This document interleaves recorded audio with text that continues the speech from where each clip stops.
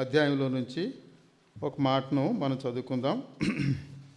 యెషయా గ్రంథం 26వ అధ్యాయంలో మొదటి వచనాన్ని నేను మీ అందరి కొరకు చదువుతున్నాను. ఆ దినమున యోధా దేశములో జనులు ఈ కీర్తన పాడుదురు. మరలా అందరం కలిసి చదువుదామా? ఆ దినమున యోధా దేశములో జనులు ఈ కీర్తన పాడుదురు. మనం ఇప్పుడే 2 కీర్తనలు పాడుకున్నాం. ప్రతి కీర్తన వెనుక ఆ నేపథ్యం, ఆ సందర్భం మనకు అర్థమైతే దానిని మనం ఇంకా అర్థవంతంగా పాడుకుంటాం. చేతులు వణుకుతూ, ఆరోగ్యం సరిగా లేక, నడవలేక ఉన్నప్పుడు నా జీవిత సాగరాన రేగేను పెనుగాలి వాననే ఆ రచయిత అంకుల్ గారు రాసిన పాటను మనందరికీ తెలుసు. అలాగే గృహం సరిగా లేనప్పుడు, ఆర్థిక పరిస్థితులు సరిగా సహకరించినప్పుడు, ఓ దేవా నీ కృపను తలంచగా, దేవుడు అనుకూలపరిచిన విధానాన్ని జ్ఞాపకం చేసుకుంటూ రాసిన పాటను ఓ దేవా నీ కృపను తలంచుకు. అలాగే ప్రభువా దేవా నీ రక్షణను నాకు దయచేశావు, నన్ను నీ జనాలలో లెక్కించావు, నువ్వు నాకు ఒక భాగ్యాన్ని ఇచ్చావు అని అలాగ మనం ఆలోచిస్తూ ఉంటే దేవుణ్ణి మనం ఏ విధంగా అర్థం చేసుకున్నామో ఆ రకమైన పాటలు మనలో నుంచి వస్తాయి. సంఘంలో నుంచి అలాంటి పాటలే వచ్చినాయి, నాయకుల నుంచి అలాంటి పాటలే వచ్చినాయి. ఈరోజు యోధా దేశంలో పాడే పాట అనే మాటను మనం చదువుకున్నాం. వీరికి కూడా ఒక నేపథ్యం ఉంది. ఎందుకు ఈ పాట మీరు పాడుతున్నారు, అసలు ఏం పాడతారు మీరు అని కనుక మనం అడిగితే 4 సందర్భాలు వాళ్ళు మనకి చూపిస్తూ ఉంటారు. మేము ఈ పాట పాడటానికి నేపథ్యం మాకుంది, దీని సందర్భం మాకుంది అన్న మాటను వీరు మనకు జ్ఞాపకం చేస్తారు. అదే మాటను మనం వీళ్ళని అడిగితే 3వ వచనం చదువుదాం చూడండి. ఎవని మనస్సు నీ మీద ఆనుకొనునో వానిని నీవు పూర్ణ శాంతి గలవానిగా కాపాడుదువు. యోధా ప్రజలారా మీరెందుకు ఈ పాట పాడుతున్నారు అని అడిగితే వాళ్ళు ఏం చెప్తారంటే, మా మనసులు శాంతి లేని రోజుల్లో మేము ఆయన పైన ఆనుకున్నాం. ఆ రోజు మాకు ఎంత శాంతిని దయచేశాడో తెలుసా? పూర్ణ శాంతి గలవానిగా మమ్మలను చేశాడు. కీర్తనకారుడు కూడా శాంతికరమైన జలములలో నన్ను నడిపించుచున్నావు అనే మాటను రాస్తాడు. గాఢాంధకారపు లోయలలో సంచరించినను ఏ అపాయము నేను భయపడను. ఇవన్నీ వారి సొంత అనుభవాలు. ఎట్లాంటి పరిస్థితులలో మీరు ఆనుకున్నారు అని అంటే, మాకేం లేదు, శాంతి లేకుండా ఉంది. అలాంటి సమయంలో మేము ఆ మాటను మేము ఆనుకున్నాం. మీరే ఆనుకున్నారా, లేకపోతే మీకు ఎవరైనా ఈ విధంగా ఆనుకోమని చెప్పారా అని అడిగితే దానికి కూడా వాళ్ళు ఒక మాట చెప్తారు. మా పితరులైన వారు ఆయన పైన ఆనుకొని శాంతిని, సమాధానాన్ని పొందారు. అందుకే వారు అలాంటి సందర్భాలను మాకు వివరించారు మా పితరులు. అందుకే మేము కూడా అలాగే ఆనుకొని ఆయనపై శాంతిని, సమాధానాన్ని పొందుకుంటున్నాం అన్నట్లుగా వీరు మాట్లాడతారు. దేవుని మందిరంలో క్రమంగా జరగటం లేదు. వచ్చిన వారిని పాపానికి ప్రేరేపించేవారు ఎక్కువైపోయారు. శాంతి సమాధానం పొందుకుందాం కదా అని మందిరానికి వస్తే మందిరంలోనే శాంతి సమాధానాలు లేని రోజులు. బలి అర్పించుకోలేకపోతున్నాం, మనశ్శాంతిగా తిరిగి వెళ్ళలేకపోతున్నాం. అలాంటి సందర్భాల్లో వచ్చి పరిస్థితిని గమనించి, అయ్యా నీ మందిరంలో జరగవలసినవన్నీ జరగట్లేదు బాబు, అలాగ జరగాలంటే ఒక కుమారుని నాకు దయచేయి అని మందిరంలో పెదాలు కదులుతూ, మాటలు సరిగా వినపడకుండా తను తానే లోలోపల మూలుగుతూ ఉన్న ఆమె ప్రార్థనను దేవుడు ఆలకించాడు. నా భర్త వలన నాకు ఇది జరగదు, ఎందుకంటే సమూయేలు గ్రంథంలో ఆ మాట మనం చూస్తాం. దేవుడే ఆమె గర్భాన్ని మూసివేశాడు. ఆ సందర్భాన్ని మనం చూసినప్పుడు ఇలాగా, నువ్వే నా గర్భాన్ని మూసివేశావు, నువ్వే తెరవాలి. నీ మందిరంలో నేను ఆ విధంగా ఒక వాగ్దానం చేస్తున్నాను, నీతో నేను ఒక నిబంధన చేసుకుంటున్నాను. మందిరంలో జరిగిన కార్యాలు జరగటం లేదు, నా కుటుంబాల్లో లోపం కూడా జరుగుతూ ఉంది. ఈ రెండిటికి సరైన మార్గం నువ్వే, నేను నీపైనే ఆధారపడతాను అని ఆమె మూలుగుతూ దుఃఖంతో హృదయాన్ని కుమ్మరించుకుంటూ ఆయనపైన ఆధారపడి తిరిగి వెళ్ళింది. అక్కడే మనం చదువుతాం, దేవుడు ఆమెను దర్శించాడు అనే మాటను చదువుతాం. మీదటకు ఒక కుమారుని కంది ఆమె రాసిన పాటే మొదటగా మనం చూస్తాం. యెహోవా నాకు బలము దయచేశాడు, ఆయన సర్వాధికారి, సర్వోన్నతుడు. ఎన్ని గొప్ప పదాలతో ఆమె పాట రాసిందో. ఒకప్పుడు నేను శాంతి సమాధానం లేకుండా కుటుంబంలోనూ ఉన్నాను, నా వైరి వలన ఎన్నో రకాలైనటువంటి సూటిపోటి మాటలు పడుతున్నాను, ఇబ్బంది పడుతున్నాను. సరే కదా అని మందిరంలోకి వస్తే మందిరంలో కూడా సరైన పరిస్థితులు నాకు కనపడట్లేదు. దేవునిపైన ఆధారపడ్డాను, నా కుటుంబంలో నెమ్మది దొరికింది, మందిరంలో కూడా నాకు నెమ్మది దొరికింది. నేను ఆయన పైన పూర్తిగా ఆధారపడ్డాను అని ఆ భక్తురాలు మనకు చెబుతూ ఉంది. ఆదికాండ గ్రంథంలోనే మరొక మాట మనం చదువుతాం. దరిదాపుగా 90 సంవత్సరాలు పైబడిన వృద్ధాప్యంలోనికి వచ్చిన ఆరాధనలో కూడా మనం విన్నాం గత వారం.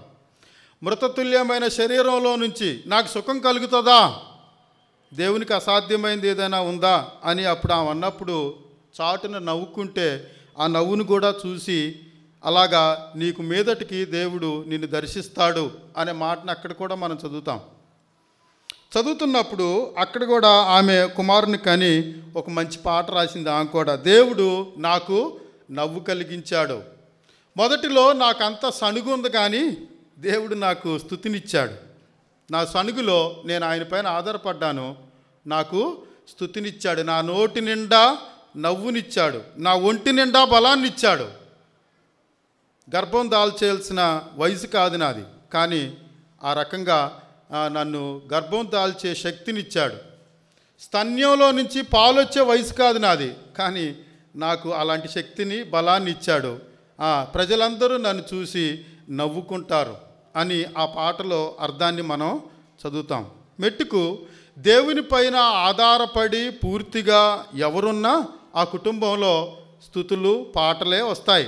కారణం అది దేవుని వాక్యంలో రాయబడిన మాట. పూర్ణ శాంతి గలవానిగా చేస్తావు. ఎవరిని పూర్ణ శాంతి గలవానిగా చేస్తావు? ఎవరు అనుకుంటే వారికి. ఎవరు అనుకోవాలి? మనసున్న వారందరూ అనుకోవచ్చు. చిన్నపిల్లలైనా, పెద్దలైనా, స్త్రీలైనా, పురుషులైనా, ఎవరైనా, ఎర్రబాలి వాళ్ళ, ఆర్ఆర్పేట వాళ్ళ, గిరిపురం వాళ్ళ, విజయవాడ వాళ్ళ, ఎవరైనా. ఆ సందర్భాలు మనం ఉన్నాం. ఇక్కడ కుటుంబాల్లో మనం ఉన్నాం. మన మనసులు మనకు కావాల్సిన అవసరతల్లో తండ్రికి కావాల్సిన అవసరతలు వేరే ఉంటాయి, తల్లికి కావాల్సిన అవసరతలు వేరే ఉంటాయి, బిడ్డలకు కావాల్సిన అవసరతలు వేరే ఉంటాయి. ఒక తండ్రి తన బిడ్డలను ఆనుకోవటం నేర్పించాలి. ఎవరిపైన ఆనుకోవటం నేర్పించాలి?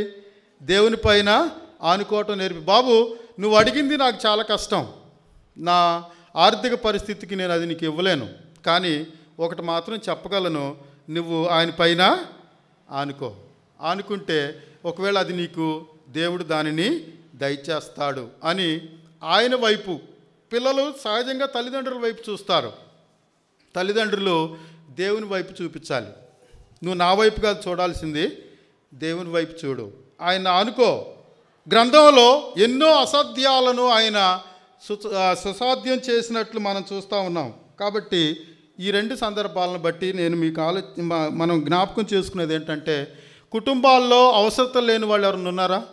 లేరు. అట్లాగని సంపూర్ణ శాంతి కలిగిన వాళ్ళు ఉన్నారా? వాళ్ళు కూడా లేరు. శాంతి ఉంది, కానీ సంపూర్ణమైనటువంటి శాంతిని. అరే ఈరోజు పండగరా, కనీసం ఈరోజన్నా కాస్త మర్యాదగా ఉండరా, సంతోషంగా ఉండరా? కుటుంబంలో ఎక్కడెక్కడి నుంచో పిల్లలు వచ్చారయ్యా, లేకపోతే అందరం కలిసి సంతోషంగా ఏదైనా వంట చేసుకుందాం, తిందాం, మంచి బట్టలు ఉన్నా వేసుకో, మందిరంలోనికి వెళ్దాం అని అంటే వస్తారా? అప్పుడు ఎప్పుడూ లేని రోగాలు ఆ రోజుగా పుట్టుకొస్తాయి వాళ్ళకి. ఊరు నుంచి పిల్లలు వచ్చినా, ఎక్కడి నుంచి వచ్చినా ఇప్పుడే వస్తానంటాడు, రాడు, వెళ్ళిపోతాడు. సమాధానాన్ని లేకుండా బ్రతికేస్తూ ఉంటారు. సంవత్సరానికి ఒక్కరోజు ఇచ్చే పండగ కూడా తన్నులాటకో, తగాదులకో, పడిపోవటానికో, లేవటానికో అడ్రస్ ఉండరు. దేవుడు పూర్ణ శాంతి గలవానిగా కాపాడుతాడు. ఇట్లాంటి సందర్భాలలో దేవుని పైన ఆధారపడాలి. కుటుంబపరమైన సందర్భాలు ఇక్కడే మనం ఫస్ట్ నేను జ్ఞాపకం చేసినట్లు, కుటుంబంలో ఏదైనా సమస్య వచ్చినప్పుడు నీ పెద్దలను పిలు, నా పెద్దలను పిలు, పంచాయతీ పెట్టుకుందాం చూడు అని అనుకోలేదామా? లేకపోతే భర్తను పిలిచి నువ్వు చూడు, నువ్వు చేసుకున్న ఆమె నన్ను ఏ విధంగా సూటిపోటు మాటలు అంటుందో అని భర్త దగ్గర పంచాయతీ పెట్టలేదు. మందిరంలోకి వచ్చి అక్కడ మనం చదివే మాట హృదయాన్ని కుమ్మరించి, సంపూర్తి అయిన ఆధారం అనే మాటను మనం ఇలా అర్థం చేసుకోవచ్చు. ఎవరైనా తమలపాకుల తోటను చూస్తే అర్థమవుతుంది అది ఎలాంటి ఆధారమో. ఆ తీగ ఆ చెట్టు చుట్టూ తిరుగుతూ ఉంటుంది. ఆ చెట్టునే కనుక కొట్టేస్తే ఈ తమలపాకుకి ఆధారం లేదు. ఇప్పుడు అన్ని డాబాలు వచ్చేసినాయిలే, కానీ గతంలో పాతిళ్ళు ఉన్నప్పుడు తాటాకిళ్ళు, మట్టి గోడల ఇళ్ళు ఉండేవి. వర్షాలకి తడిసి అవి ఊగుతా ఉండేవి. దానికి ఏం చేసేవాళ్ళు అంటే కట్టే ఓపిక లేకో, లేకపోతే డబ్బు లేకో, రాళ్ళు లేకో కానీ ఓ పెద్ద పెద్ద దూలాలు తెచ్చి ఇట్లా పోటీగా పెట్టేవాళ్ళు. దానికి ఆ దూలం ఆ గోడకున్నంతకాలం గోడ ఎలా ఉంటుంది? సేఫ్.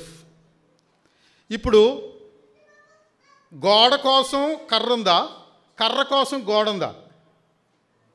గోడ పడిపోద్దని ఏం పెట్టాం మనం? ఓ పెద్ద దూలాన్ని కట్టాం. అలా ఆధారపడటం అంటే అర్థం, అయ్యా నువ్వు లేకపోతే నేను కూలిపోతానని ఆ రకంగా ఆధారపడటం. అంతేగాని గోడ కర్రా ఏంటి నా మీద ఆనుకున్నావు అని అంటే ఒకసారి తీసి చూడు ఏమవుతుందో అంటది ఆ కర్ర. దేవుని మందిరంలోనికి వచ్చిన మనం, విశ్వాసులమైన మనం, మన కుటుంబాలు దేవుని పైన ఆధారపడుతున్నావా? లేకపోతే చూసావా నేనే దేవుడికి ఎంతో చేసేస్తున్నాను అన్నట్లుగా ఉంటున్నామా? నేను లేకపోతే సేవకుడికి సరైన అవకాశాలు, లేకపోతే నేను లేకపోతే మందిరంలో సరైన పనులు, దేవుడికి నేనే ఆధారం అన్నట్టుగా లేరు వాళ్ళు. మేము దేవుడి పైన ఆధారపడ్డాం.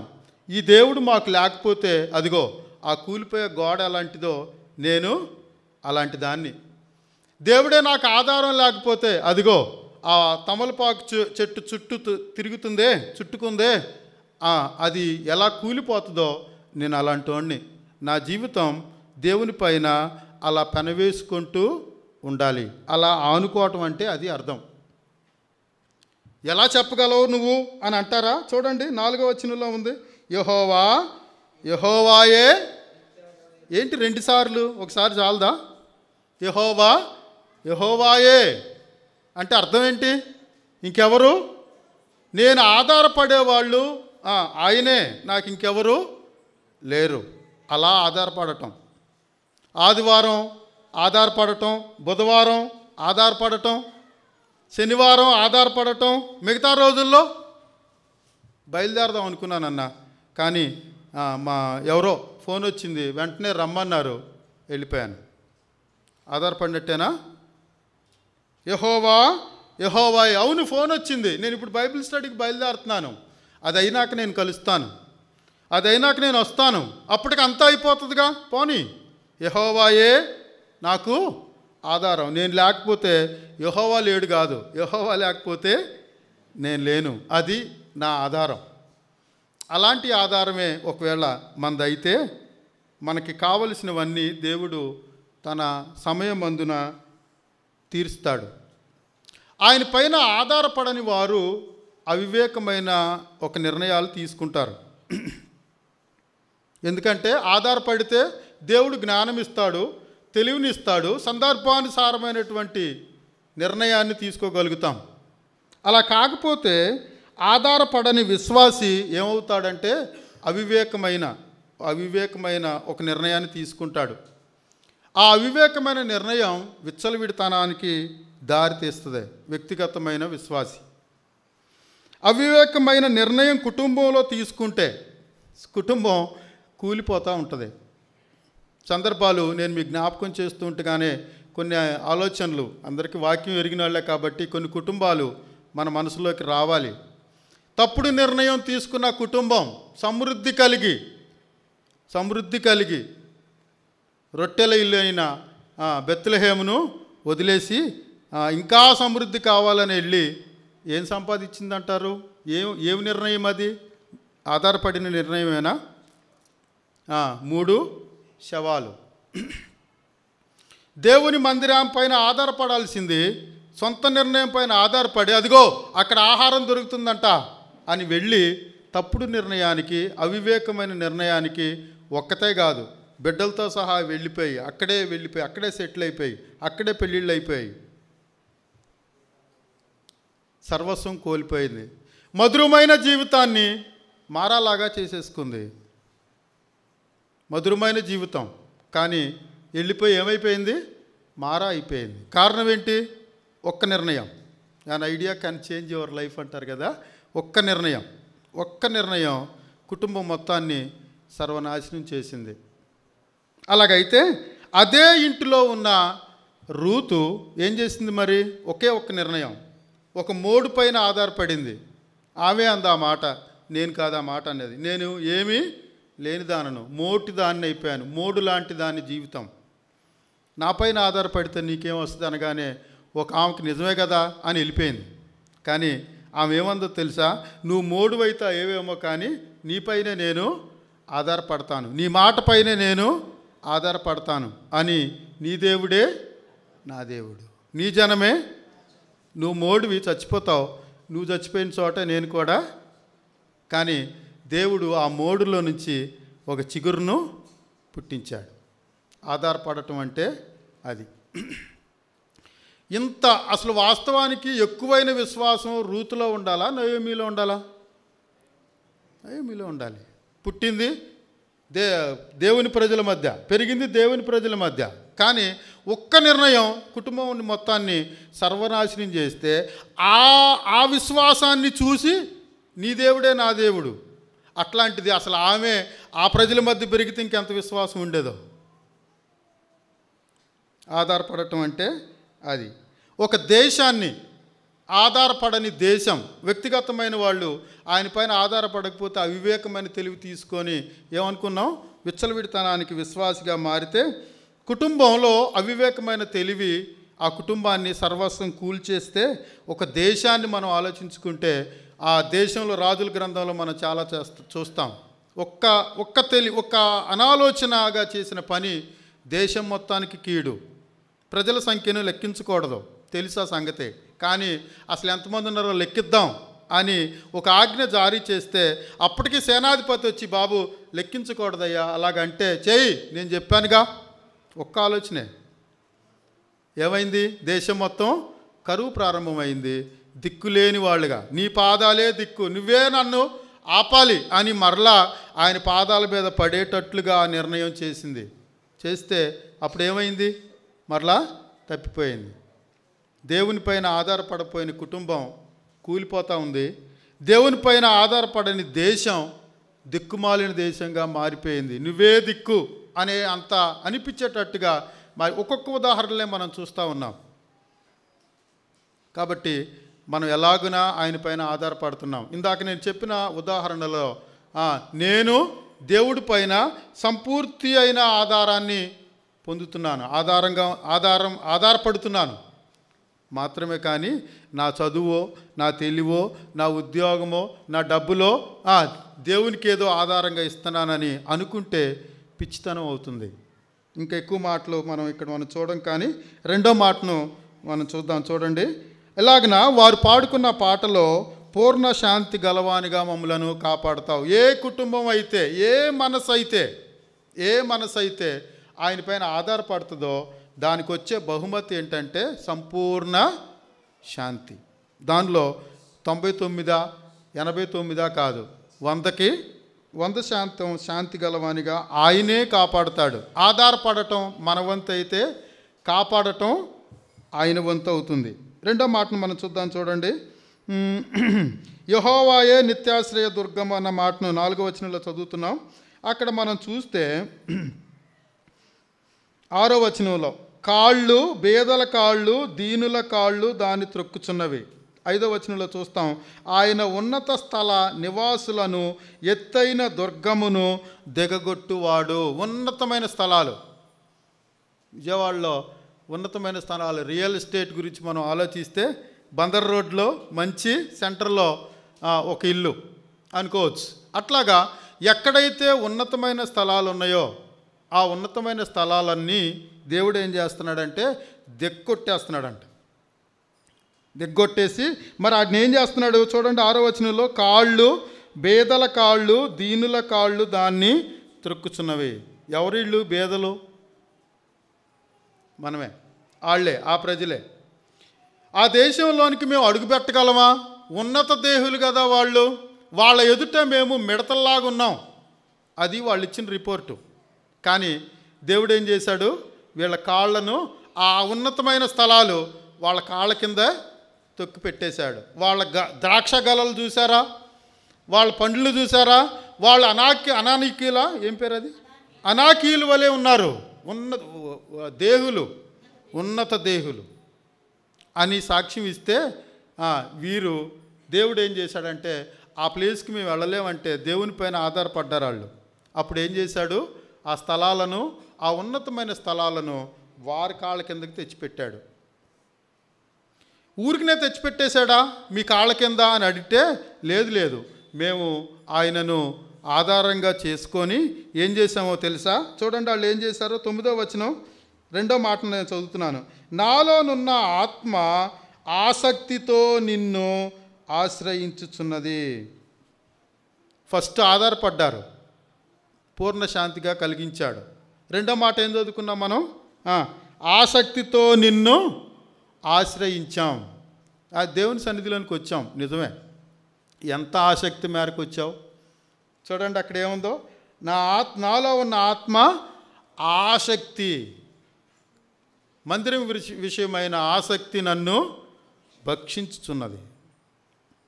అంత ఆసక్తి ఉంటే ఆయన ఏం చేస్తున్నాడంట, ఉన్నతమైన స్థలాలను ఇచ్చాడు. నీవే నాకు ఆశ్రయం,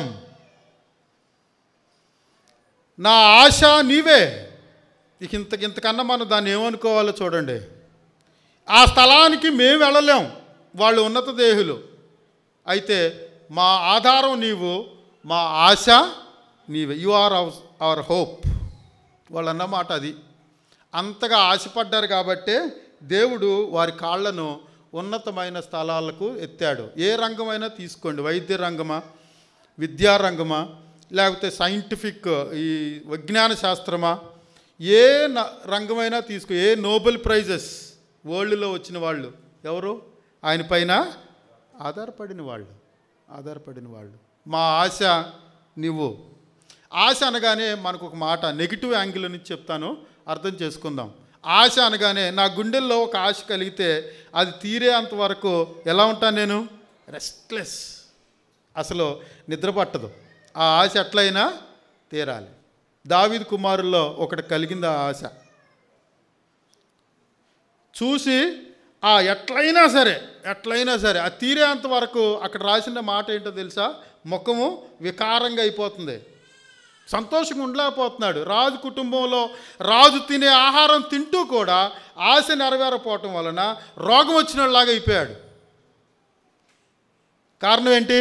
లోపలేదో తీరని ఆశ. దానికి ఎవడో ఒకడు వక్రమైన మార్గం చూపించాడు. అదంతా నేను చెప్పటం లేదు. కానీ ఆశ మనలో ఉంటే ఆ ఆశ మనలను కృంగతీసేయాలి.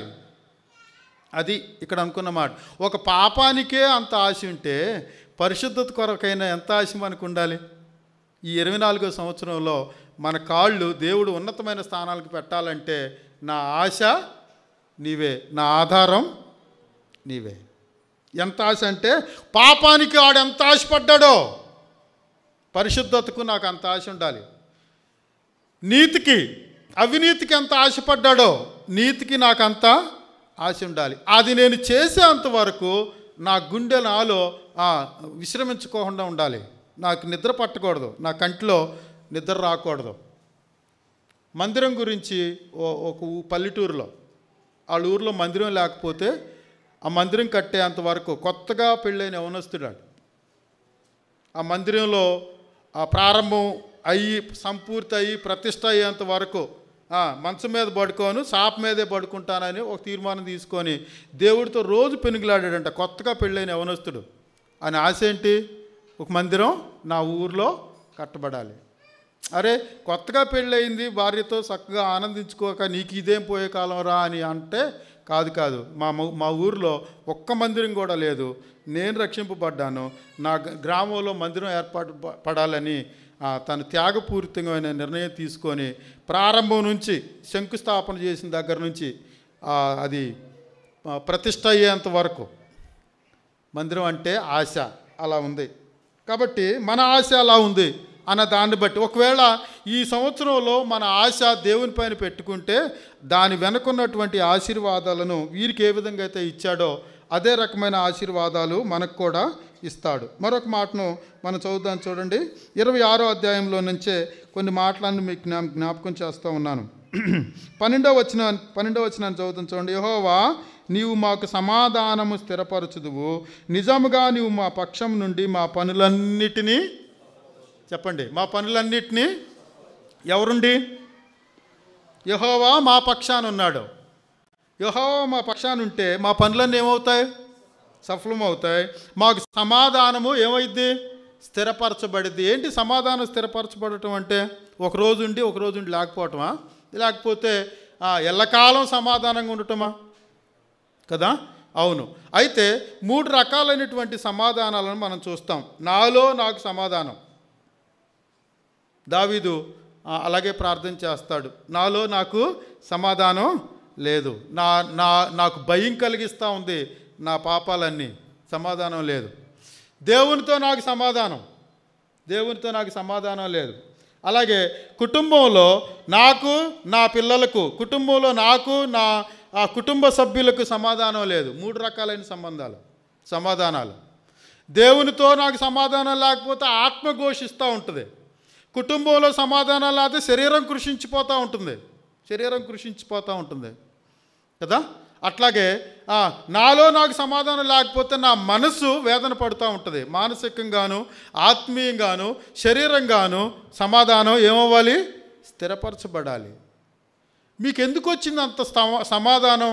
మీలో మీకు సమాధానం, దేవునితో మీకు సమాధానం, అలాగే కుటుంబంలో సమాధానం మీకు ఎలా కలిగింది అని అంటే వీళ్ళే చెప్పే సమాధానం చూడండి ఎలా ఉందో. 17వ వచనాన్ని చదువుతున్నాను. యెహోవా ప్రసూతి కాలం సమీపించుచుండగా గర్భవతి వేదన పడి కలిగిన వేదనల చేత మరపట్టినట్లు మేము మీ సన్నిధిలో బాబా ఏం మాట అండి ఈ మాట.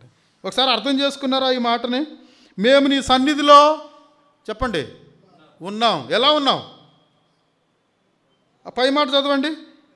గర్భవతి వేదనలు పడి కలిగిన వేదనల చేత మొర్రపట్టినట్లు.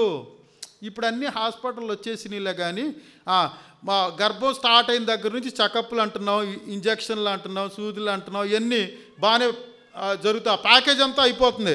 రోజులు గడిచే కొద్దీ డాక్టర్లు నర్సులే ఫోన్లు చేసి ఎలా ఉందమ్మా, మీరు వస్తున్నారా, రావట్లేదా, అపాయింట్మెంట్ అంతా జరిగిపోతూ ఉంది.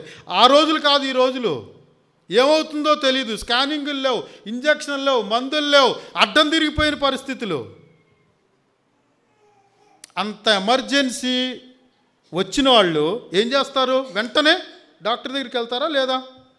ఏది చెబితే అది చేస్తారా చేయరా?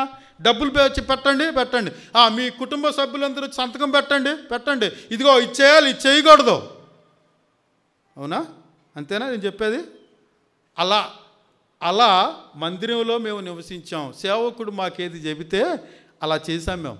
డాక్టర్ గారు నిండా గర్భవతికి డెలివరీ చేసే ముందు పెట్టే కండిషన్లన్నింటినీ మేము ఎలాగో ఒప్పుకుని సంతకాలు పెట్టేశామో, సేవకుడు మందిరంలో చెప్పేటప్పుడు అంత తీవ్రతతో, అంత ఎమర్జెన్సీ అన్నట్లుగా మేము మందిరంలో ఉన్నాం. మన మందిరంకి వచ్చే విధానం అట్లాంటిదేనంటారా? వెళ్ళకపోతే చస్తారు. ఆ గర్భవతి హాస్పిటల్కి వెళ్ళిపోతే ఏమవుతుంది? చచ్చిపోతుంది. బిడ్డకి ప్రమాదం, తల్లికి ప్రమాదం. అంత తీవ్రమైన భక్తితో హాస్పిటల్కి వెళ్తామే, అంత తీవ్రమైన భక్తితో వీళ్ళు ఎలా ఉన్నారంట? ఎక్కడున్నారు? సన్నిధిలో ఉన్నాం. డాక్టర్ గారు మంచిదే కానీ దేవుని తర్వాత దేవుడు ఆయన మాకు సహాయం అందిస్తాడు. వైద్య సహాయం డాక్టర్ గారు అందిస్తారు, మంచిదే. కానీ దానికంటే ప్రాముఖ్యమైనది దేవుని సన్నిధిలో మేము ఉన్నాం. ఒక ఎమర్జెన్సీకి ఎలాగ సిద్ధపడి 23వ తారీఖు అర్ధరాత్రి నొప్పులు స్టార్ట్ అయిపోయినాయి. రేపు చూసుకుందాంలే అంటామా? ఆగు, ఏంటి గొడవ చేస్తావు, తర్వాత వెళ్దాంలే అంటామా? Auto bill, ambulance bill, car bill పిలిచి రండి రండి అని వెళ్ళిపోయి ముందు హాస్పిటల్లో పడిపోతాం కదా. అలా ఉన్నారంటే వీళ్ళు మందిరం అంటే. ఈ మాట చదువుతుంటే మనం వచ్చే మందిరానికి మనకున్న తీవ్రతకి వాళ్ళకున్న తీవ్రతకి ఎంత తేడా ఉందో అనిపిస్తుంది. నీ పనులు ఎందుకు సఫలం కావాలి? నా పనులు ఎందుకు సఫలం కావాలి? మందిరం పట్ల ఏమాత్రం జాగ్రత్తను, ఏమాత్రం తీవ్రతను, ఆ భయాన్ని, ఆ భక్తిని మందిరం పట్ల కనపరిచాం మనం. వేదన పడుతున్నప్పుడు ఎలా వెళతారో అలాగా మందిరానికి వీళ్ళు వచ్చారంట. అందుకనే వాళ్ళకి 3 రకాలైన సమాధానాలు బహుమతిగా ఇవ్వబడ్డాయి అంతే. ఎలాంటి బహుమతి అంటే వారిలో వారికి సమాధానం, వారి కుటుంబ సభ్యులందరికీ సమాధానం, ఫైనల్లీ పీస్ విత్ గాడ్, దేవునితో కూడా సమాధానం మాకు ఏర్పడింది. కాబట్టే దేవుడి పక్షాన మేమున్నాం, మా పక్షాన దేవుడున్నాడు. సఫలత అనే మాటను కూడా మనం పితరుల నుంచే చూస్తాం. 24వ అధ్యాయంలో నుంచి మనం చూస్తాం. ఆదికాండం 24లో ఏ తెలివి కలిగిన వాళ్ళు, లేకపోతే ఎటువంటి ఎంక్వైరీ చేసేవాళ్ళు, జ్ఞానులు, గొప్పవాళ్ళు కాదు, ఒక పెద్ద దాసుడు వెళ్ళాడు, దేవుడు సఫలం చేశాడు అంతే. అబ్రహాం అక్కడ చెప్పే మాట ఏంటంటే, దేవదూతలు నీ తోడుగా వస్తారు, నేను ఆయన పక్షాన ఉన్నాను, నీ పక్షాన దేవుడు ఉంటాడంతే. నువ్వు బంగారం తీసుకుని వెళ్ళు, ఒంటెలను తీసుకుని వెళ్ళు, దేవదూతలు నీతో కూడా వస్తారు, మార్గమధ్యలో నీకు ఏ అపాయం జరగదు, నువ్వు దారిలో ఉండగానే నీకు కలిగినవన్నీ, నీకు కావలసినవన్నీ దొరుకుతాయి. అక్కడ రాయబడిన మాట, ప్రార్థన చేసి ముగించే లోపుగానే ఎవరు వచ్చారు అక్కడికి? రెబ్కా వచ్చింది. వెతికే తీగ కాళ్ళకి తగిలింది అంటారు సామెతల్లో, ఊరిలో అంటారు. ఏ తీగ కోసం వెతుకుతావో డొంకంత అదా ఇదా అని వెతుకుతుంటే అది కాళ్ళకే చుట్టేసుకుందంట ఆ తీగని. చూస్తే ఏంటంటే వాళ్ళు ఎతికేదే. అలాగా దేవుడు మా విషయంలో సఫలం చేశాడు. కారణం, నేను ఆయన మందిరంలో అంత తీవ్రంగా ఉన్నాను. మనం మందిరానికి వచ్చే విధానంలో ఈ సంవత్సరం మార్పు రావాలి. ఎప్పుడు వచ్చినట్లుగా రాకూడదు, ప్రతిసారి ప్రకటన చేసుకున్నట్టుగా నేను చేసుకోకూడదు. నాకు నేనుగా ఎమర్జెన్సీగా ఫీల్ అయ్యి రావాలంతే. ఒక అంబులెన్స్లోకి ఎక్కడానికి ఎలా వెళ్తున్నానో అలా వెళ్తే నేను మందిరానికి, అప్పుడు ఈ అక్క కుటుంబంలో ఏమేమి సఫలం కాని ఉన్నాయి ఈ సంవత్సరం 23లో అన్నీ సఫలం అయిపోయినాయో మనం ప్రారంభించినవన్నీ? లేదు, కొన్ని పెండింగ్ ఉండిపోయినాయి. సరే, కనీసం 24లోనైనా జనవరి నుంచి డిసెంబర్ వరకు ఏది ప్రారంభిస్తామో అది సఫలం కావాలి నా కుటుంబంలో. ఈరోజు నుంచి, ఈ వారం నుంచి నేను మందిరానికి వెళ్ళే తీరు ఒక నిండు గర్భవతి హాస్పిటల్కి వెళ్ళినట్లు. వెళ్ళకపోతే నా క్షేమం కాదని ఎలా అనుకుంటుందో, నేను మందిరానికి వెళ్ళకపోతే నాకు క్షేమం కాదు అన్న తీర్మానంతో, తీవ్రతతో, ఎమర్జెన్సీతో, ఇది అత్యవసరం, తర్వాత చూసుకుందాం అనేది కాదు అన్నట్లుగా వీళ్ళు ఉన్నారు. దేవుడు మా పక్షాన ఉన్నాడు, మా పక్షానుండి మమ్మలను అలాగన కాపాడాడు. ఒక్క కొడుకు దేశానికి అధిపతి అయినట్లుగా అయ్యాడు. దేశమే ఆయన పేరున ఆయన సంతానంలోకి వచ్చినట్టు అయింది. ఇక్కడే మనం చూస్తాం, మా జనమును వృద్ధి చేసావు. 15వ వచనం చూద్దాం, చూడండి. యెహోవా, నీవు జనమును వృద్ధి చేసితివి, జనమును. ఎంత ఎన్నిసార్లు చెప్పినా ఆ మాట తీరదనుకుంటున్నాడేమో, 2 సార్లు చెప్తున్నాడు. అంత ఇంపార్టెంట్ ఉంది ఆ వచనంలో. మా జనం ఒక్కడే కొడుకు, ఒక్కడే, ఆయన్ని కూడా నువ్వే ఇచ్చేయమన్నావు, ఇచ్చేశాడు. కానీ నువ్వు చేసిన విధానం, వృద్ధి విధానం చూసావా? అబ్బా, ఒక మాటతో నేను చెప్పలేక మరలా చెప్పాలనిపిస్తుంది నాకు ఆ మాట. జనమును వృద్ధి చేశావు, మా పక్షాన ఉన్నావు, మాతో ఉన్నావు, సమాధానాన్ని స్థిరపరిచావు, వృద్ధిపరిచావు. ఈ మాటలో మన కుటుంబాల్లో జరిగితే ఎంత బాగుండో కదా. అలా అనుకుంటున్నాం మనం. అవును, నాకు కూడా జరగాలి. ఎస్, జరుగుతాయి. ఎప్పుడు జరుగుతాయంటే వీళ్ళు ఎంత తీవ్రతతో వచ్చారో మనం కూడా అంతే తీవ్రతతో వస్తే దేవుడు ఈ 24వ సంవత్సరం మన జీవితంలో ఓ సఫలీకృతమైన సంవత్సరంగా చేస్తాడు. అలాగే చేయనుగాక. ఇంకో మాటను కూడా నేను చదువుతున్నాను చూడండి. 26వ అధ్యాయంలో ఆఖరి మాటను మనం చదువుతున్నాం. 21, 26, 21. నీవు వెళ్ళి నీ అంతఃపురంలో ప్రవేశించుము, నువ్వు వెళ్ళి తలుపులు వేసుకొనుము, ఉగ్రత తీరిపోవు వరకు కొంచెం సేపు ఏం చేయాలి?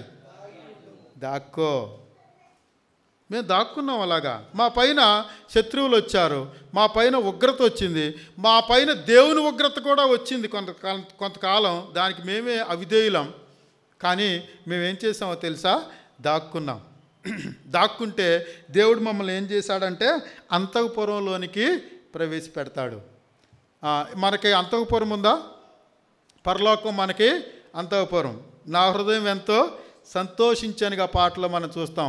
ఆయన రాజు అయితే, ఆయన పెండ్లి కుమారుడైతే, మనందరం పెండ్లి కుమార్తెలమైతే అంతఃపురంలోకి ప్రవేశించాలి. ఆయన అక్కడ ఉన్నాడు. ఎవరెవరు వెళ్తారంటే దాక్కున్న వాళ్ళు వెళ్తారు అక్కడికి. విచ్చలవిడిగా ఎక్కడ పడితే అక్కడ కనబడే వాళ్ళు వెళ్ళరు. రాజుగారు దాక్కున్న వాళ్ళని తీసుకెళ్తాడు. ఎస్తేరు సినిమాని ఎంతమంది చూసారో నాకు తెలియదు, కానీ దేవుడు దాచే విధానం చాలా భలే సంతోషంగాను ఆశ్చర్యంగా ఉంటుంది. ఎక్కడో రోడ్డు మీద ఆడుకుంటా ఉంది హదస్సా ఎస్తేర్. ఆడుకుంటా ఉంటే ఏం చెప్పడు, టపటప వచ్చి చేయి లాక్కొని తీసుకెళ్ళిపోయి ఓ కోళ్ళ కంప కింద కప్పేస్తాడు. కప్పేస్తే ఆమె ఏమి చెప్పదు, మాట్లాడదు. ఆమె కదిలిందంటే మళ్ళీ ఎందుకో మా బాబాయ్ లేకపోతే ఆయన చేస్తున్నాడు అని అలా ఉంటే అలాగే కాముకుంటే, మీ ఇంట్లో ఎవరైనా కన్యకలు ఉన్నారా అన్నారు రాజు భటులు వచ్చి. నో ఎవరు లేరు అన్నాడు. వెళుతూ ఎవడో అక్కడ ఆ గంపను చూసి, కోళ్ళ గంపను చూసి ఇట్లా లేపుతాడు. లేపగానే అక్కడ ఉంది. దేవుడు దాచే విధానం. గంప కింద దాచుకుంటే ఆమె ఎక్కడికి వెళ్ళింది? డైరెక్ట్గా అంతఃపురానికి వెళ్ళింది. సరే, అంతఃపురంలో ఒక్కతే ఉందా? చాలామంది సంస్థానాల నుంచి వచ్చారు కదా, చాలామంది ఉన్నారు కదా.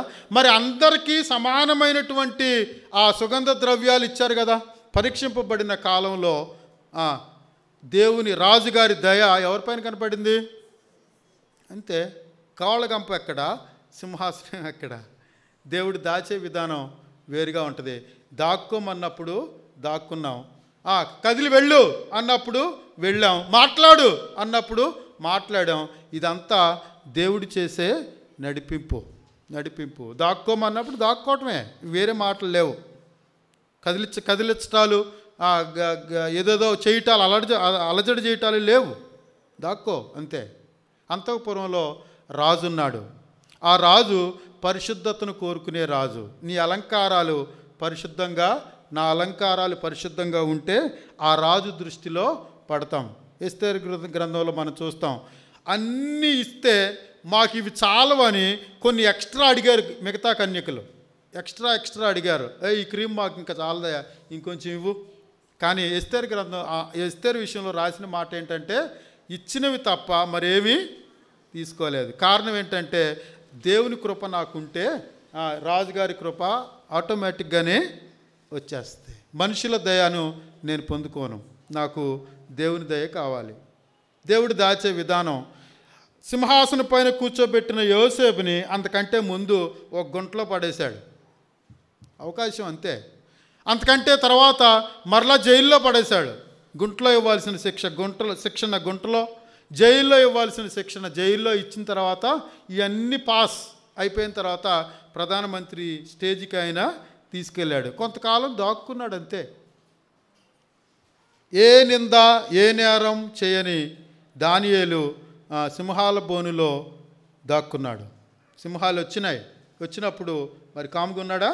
ఆయన కూడా దేవుడు దాచే విధానం. రాత్రంతా సింహాల బోనులో ఉన్నవాళ్ళు కలవరంతో ఉంటారా? అంతఃపురంలో నిద్రపోయే వాళ్ళు కలవరంలో ఉంటారా? కదా. రాజుగారు ఆ రోజు నాట్యాలను, పాటలను, వినోదాన్ని, విందును క్యాన్సిల్ చేసి పడేశాడు. ఏదో మనసంతా చికాగ్గా ఉంది, పొండి వాళ్ళ సెలవు మీకు అనేసాడు. వాళ్ళని వెళ్ళిపోయారు వాళ్ళు. సరే పడుకుందామని రాజుగారి గదిలో ఎలా ఉంటాయో వాస్తవం మనకు తెలియదులే, కానీ మొత్తానికి చాలా సౌకర్యవంతమైన నిద్ర పోతాడు. కానీ కంటి మీద కునుకు పడట్లేదు. కానీ సింహాల మధ్యలో, గాండ్రింపుల మధ్యలో ఎంత ప్రశాంతంగా ఉన్నాడో దేవుడు దాచే విధానం. అంతఃపురంలోకి రావాలి అంటే పరిశుద్ధతను అలంకారంగా ఉండాలి. ఇక్కడే మనం మాట చదువుతాం చూడండి, 2వ వచనంలో చదువుతున్నాను. సత్యమును ఆచరించు నీతిగల జనము ప్రవేశించినట్లు ద్వారములను తీయుడి. ఆ అంతఃపుర ద్వారాలు ఎవరికి తీస్తాడు ఆయన? సత్యాన్ని ఆచరించేవాళ్ళు, నీతిగల జనము ప్రవేశిస్తారు. లోకంలో ఉండగా సత్యాన్ని హత్తుకొని, నీతిని హత్తుకొని, పరిశుద్ధతను హత్తుకొని, దేవుడు చెప్పిన సార్లు దాక్కొని ఉంటే చాలు, అంతఃపుర ద్వారాలు మన కొరకు బార్లాగా తెరచబడతాయి. వెళ్ళిపోతాం. ఇంక దానిలో ఏ అభ్యంతరం లేవు. స్కిట్లో మనం చూసాంగా, నీకు స్థలం లేదంటే నాకెందుకు లేదు, ఈ వాదనలన్నీ లేవు. నేను సత్యంతో నడుచుకున్నాను, నీతిగా నడుచుకున్నాను, పరిశుద్ధ అలంకారాలు ధరించుకున్నాను, ఆయన కొరకు ఎదురు చూస్తున్నాను, ఆయన దాక్కోమన్నాడు, దాక్కున్నాను, అంతే. రా, ద్వారాలు తెరుచుకుంటాయి. దేవదూతలు ఒకవేళ బ్రతుకున్నామా ద్వారాలు తెరుచుకుంటాయి. ఒకవేళ చచ్చిపోయామా, లాజరు చనిపోయినప్పుడు ఎవరు వచ్చారు? దేవదూతలు తీసుకెళ్ళారు కదా, అంతే. బ్రతుకుంటే డైరెక్ట్ మనమే వెళ్ళి ద్వారాలు అక్కడికి వెళ్తాం. ఒకవేళ చచ్చిపోతే దేవదూతలు తీసుకెళ్తారంట ఆయన్ని. దాక్కోవాలి. ఈ మాటలు మన కుటుంబాలలో వాస్తవాలు అయితే ఎంతో బాగుండని నేను కోరుకుంటున్నాను. ఈ మాటలు నేను చదువుకుంటూ ఉండగా దేవుని పైన ఆధారపడి నిర్ణయం తీసుకునే అబ్రహాము, అలాగే లాంటి తండ్రులు దేవుని ధ్యానంలో ఉంటూ నా సంగతి నేను కాదు దేవుడే చూసుకుంటాడు. ముసలి తండ్రి కదా, అవకాశాలు లేవు. 40 సంవత్సరాల వయసు వచ్చింది ఇస్సాక్కి. బాబు నా పెళ్లి సంబంధాలు చూసుకోవా అని అడగకుండా పొలంలో ధ్యానం చేసుకుంటూ ఉన్నాడు ఇస్సాకు. అలాంటిది దేవుడు మంచి వివాహాన్ని ఏర్పాటు చేశాడు. ఇంకా మాటలు మనం ఆలోచించుకుంటే, అలాగే విధేయురాలైన రిబ్కాను కుటుంబంలో, ఒకే కుటుంబంలో ఉన్నాయి. పరిచర్య చేసే దాసులు, ఒకే కుటుంబంలో ఇన్ని గొప్ప లక్షణాలు కలిగిన కుటుంబం అది. వాళ్ళ గురించే మనం కూడా చదువుకున్నాం. మన కుటుంబాలు ఈ సంవత్సరం అలాగ ఉండాలని మనసారా కోరుకున్నది. కుటుంబ యజమానులు, తండ్రి, ఒకవేళ భర్త చాటున దాగిన భార్య భర్తలు చాటున దాగిన పిల్లలు పరిశుద్ధంగా ఎదుగుతూ ఉన్నప్పుడు వారందరూ దేవుని కృపను పొందుకోగలిగిన వారు అవుతారు. ఇస్సాకు గురించి గొప్ప సంగతులను మనం ఆలోచించుకోవచ్చు. తండ్రి బహుభార్య తత్వం కలిగిన వాడు, పిల్లలు బహుభార్య తత్వం కలిగిన వాళ్ళు. కానీ ధ్యానం చేసి వివాహం చేసుకున్న ఇస్సాకు ఏకపత్ని పురుషుడు. ఎంత పవిత్రమైన వాడో. 40 సంవత్సరాల వరకు దరిదాపు యవ్వన కాలంలో దేవుడు దగ్గర అర్పింపబడటానికి సిద్ధపడ్డాడు. ఆ తర్వాత మళ్ళీ 20 సంవత్సరాల పాటు పరిశుద్ధంగా తన జీవితాన్ని కాపాడుకున్నాడు. అందుకే దేవుడు ఆ వివాహం గురించి అంత విశాలమైనటువంటి వచనాలు, అంత అధ్యాయాన్ని దేవుడు రాశాడు. అంతకు ముందు లేరు అలాంటి వాళ్ళు, ఆ తర్వాత కూడా అలాంటి వాళ్ళు లేరు. పరిశుద్ధంగా కాపాడుకోవటం అంటే అది. ఈ సందర్భం నేను ఎందుకు చేశానో తెలుసా, నా వయసు మించిపోతుంది, నన్ను పట్టించుకునే వాళ్ళు లేరు అని అనొచ్చు. కానీ అలా తీసుకోలేదు. ధ్యానం చేసుకుంటూ పొలాల్లో గడుపుతూ ఉంటే దేవుడే, అక్కడే మనం చదువుతాం, ఇస్సాకు తన తల్లి వలనటువంటి దుఃఖ నివారణను పొందాడు, సంతృప్తి పొందాడు. ఇంక వేరే వాళ్ళతో నాకు సంబంధం లేదన్నట్టుగా అక్కడ ఉండగలిగాడు.